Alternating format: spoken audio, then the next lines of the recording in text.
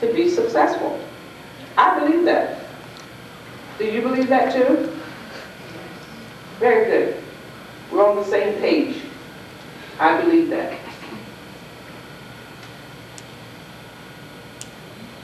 I'm not going to go through this verbatim, but I put this here because I have a student, senior in the house, and I don't know how you make your career choice or your college choice, but a lot of times students will talk about and apply to colleges simply because someone else did it. They haven't taken the time to consider what they want to study, because all colleges do not offer all majors. They just don't. So some students make the mistake of hearing Sally, so to speak, saying, I'm going to Wesley. And they say, well, I'll go to Wesley too.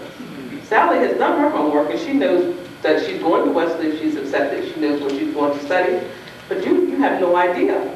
You may be interested in fashion design, and Wesley doesn't offer fashion design.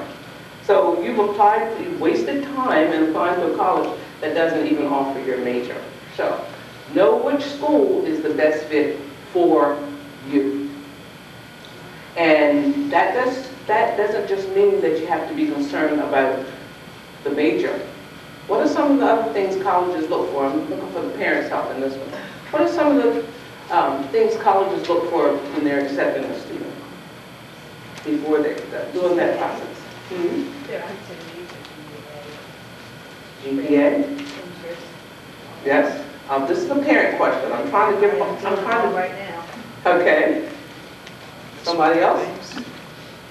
What are some of the things college reps look for? The admissions officers, what do they look for when they're going through these 3,000 applications, and some of them get that many, and they have to pick 1,000. They've got 3,000.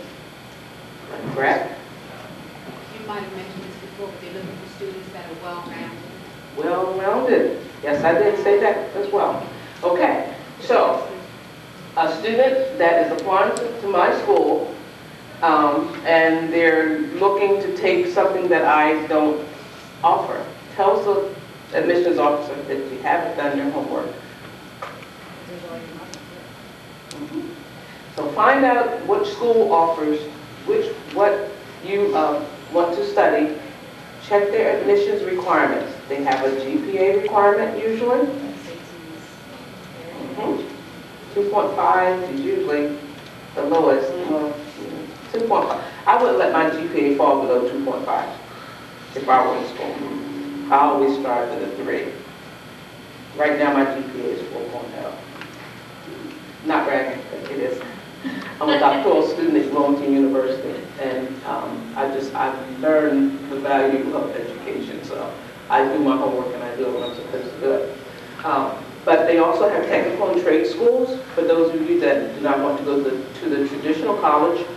Like if you may want to study culinary, you want to study automotive. Some of you may want to go into the military, which is also an option. Guidance counselors can explain all of that to you early, 8th grade, 9th grade. The sooner you know information, the better prepared you'll be to figure out, because it's a process. You have to figure out what you're good at. You have to take classes in your interest to find out if that's really an interest. That's why we offer electives in high school. You have core courses, math, English, science, social studies, and then you have electives like theater and art and band and all of these things so that you can figure out what is it that I'm good at. Why was I created? I was created for something. Am I supposed to be a lawyer? What am I supposed to do? That's what high school is for, to help you figure that out. And the sooner you figure it out, the earlier you can start taking classes with that focus in mind, and then find the college that offers that degree. That's how it works, folks. Okay. So what am I looking at as far as time is concerned? 11:16. Welcome, parents. Well, I've kind of already introduced the parents, but this clip is just for parents. Mom's looking at the laptop and she's kind of tapping on it. This is Jeremy's laptop, by the way. She's kind of being just a little nosy. She has that right, it's her house, right? She probably paid for the laptop, so she has that right. So she's kind of clicking on it, and I often find it difficult to adequately express the overwhelming love and appreciation I feel for my mom and dad. My parents rock. Now, she posted it on Jeremy's computer, and he screams because he knows that he would never write anything like that. And she said, you'd be surprised at how easy it is to add stuff to MySpace. Of course, now it's Facebook. Very few people get on MySpace anymore. But that just goes to show you that how involved parents are in technology, trying to keep up with their students that are well versed in technology. As I said earlier, they could lead a whole nother life on the web, and you never know it. Expanding your teen's horizons. Now, I've touched on this already. This is a time, and the time being when they start entering puberty, their little bodies are going through changes. Everything's happening. They're going to high school, and they're seeing things that they probably didn't see in middle school by way of behaviors. I'm seeing some head shaking. High school is a very interesting place. I love teenagers. That's why I do what I do. I just love teenagers. They just make my adrenaline flow. But I can tell you that teenagers come with a whole set of issues that you have to be ready and prepared for to deal with every single day. We are the drama capital because things that happen on Facebook and things that happen as a result of texting ends up in the school. It interferes with learning. It interferes with a lot of academic progress. So that's, again, why we need to gather back at the table and talk about these issues, because when parents are on top of their children's education, meaning they know the teachers, they know what the teachers look like, they've met the teachers, they attend PTA. Well, sometimes high schools don't have PTA, which makes no sense to me. I don't know why they took PTA after middle school, they stopped doing PTA. I don't know. Our school has recently started it back, we call it PTSA. But that's very important to keep parents connected with what's going on, because I have to say, nobody's perfect, and you may have a teacher that's teaching your child that was teaching your child something you don't want your child to be taught. And you don't know it, because you haven't taken the time to go to school to meet the teacher and to discuss what they're being taught. That's very important. This is nothing against any teacher. I'm not a teacher, but I know that people have different beliefs and people have different ways of teaching, and everything doesn't fit for every student. So it's your job to find out if the fit is best for your child. Okay?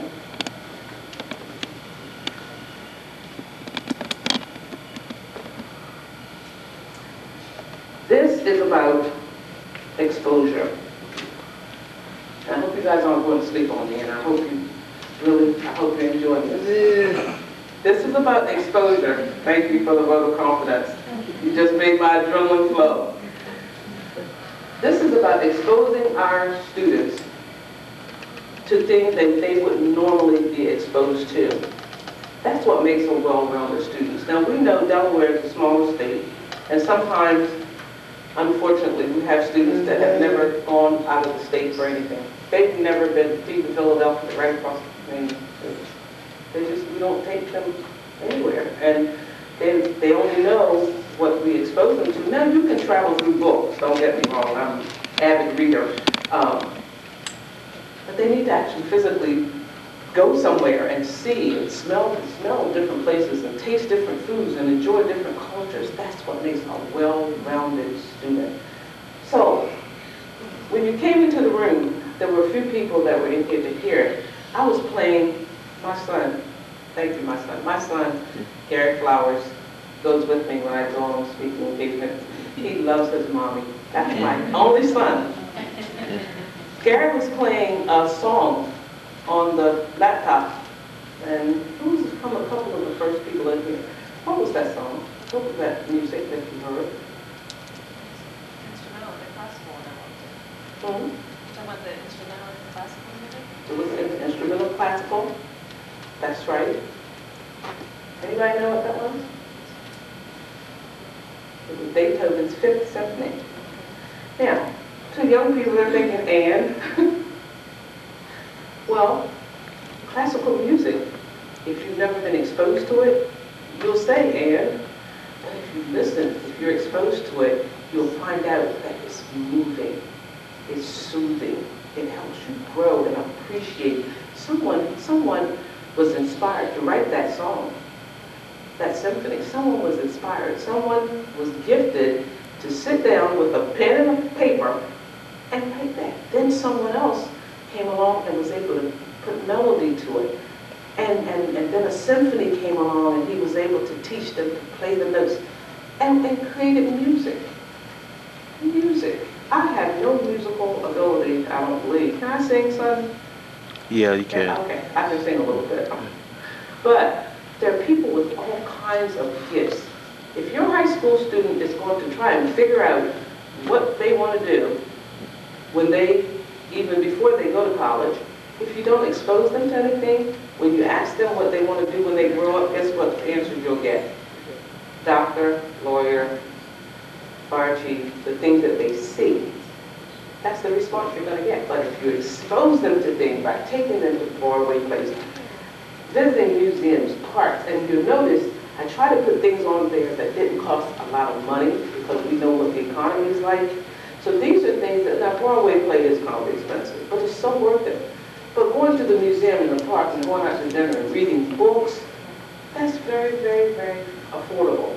And you can open your child's eyes up to so many things. And again, you do these things and you gather around the dinner table and you discuss them. You have conversation back and forth. You don't text them and wait for a text back. You actually converse with them. And you teach them to converse with you. And you'll find out what kind of language they're using when you're doing that. Because imagine going to the college and talking to the admissions officer and say, hey, what's up, man? What's up?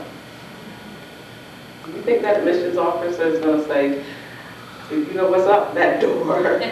See ya. So there's a time and a place for everything. Not saying there's anything wrong with speaking 5 more minutes, that's all? Oh my. Okay. See, I told you I could speak on this all day because it's so very important, but I'll mosey along. Of course, this goes without saying, you need to help your teens stay on point because they're teenagers. They don't have sense enough to know that they're supposed to stay on point. And I can say that with all due respect. You're teenagers. I mean, you need us. If you didn't need parents, you wouldn't have parents, but you need parents to keep you on task when you get too far in left field. We're supposed to reach, grab your collar, and bring you back to reality and say, this is where you need to be, and yes, you will do this. And no, you're not going out tonight. No, you're not taking a car. You're going to do this assignment because it's due on Monday, and you're simply not going. But sometimes we get soft-hearted and we say, okay, baby, you promise you'll do it when you get back? And I say, yes, Mom. Mom, you know I'll do it. And guess what? It never gets done. And then the report card comes and you have problems, and then you want to get mad at the teacher. Not the teacher's fault. You got to toughen up. And the last thing on here is expect your child to succeed. They feed off our expectations. If it's okay for me to get up every day and arrive at school late, get speeding tickets, the principal called and said I had to take the cell phone because they were texting during class, all of these things, and you don't pay attention to it, and you don't take your rightful place and say this is not happening, then you're going to get what you get. Okay. Do I have any questions? Please ask me some questions because I have so much more to share with you. But I don't have time. Getting back, I just do want to talk about organization for just a minute.